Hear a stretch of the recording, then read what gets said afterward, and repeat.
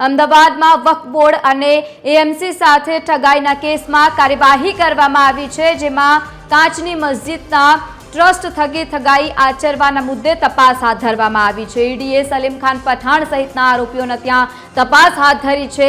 કાચની મસ્જિદ આસપાસના રહેણાંક મકાનોમાં જમાલપુર કાચની મસ્જિદ આસપાસના 6 જગ્યાઓ પર અને તેમજ જમાલપુર સિવાય શહેરની અન્ય 2 જગ્યાઓ પર પણ ઈડીની તપાસ ચાલી રહી છે। ખેડામાં પણ ઈડીએ તપાસ હાથ ધરી છે, તો અલગ અલગ જગ્યાઓ પર જે રીતે ઈડીની ટીમ ત્યાં પહોંચી ગઈ છે, તો બીજી તરફ પોલીસનો પણ કાફલો જોવા મળી રહ્યો છે।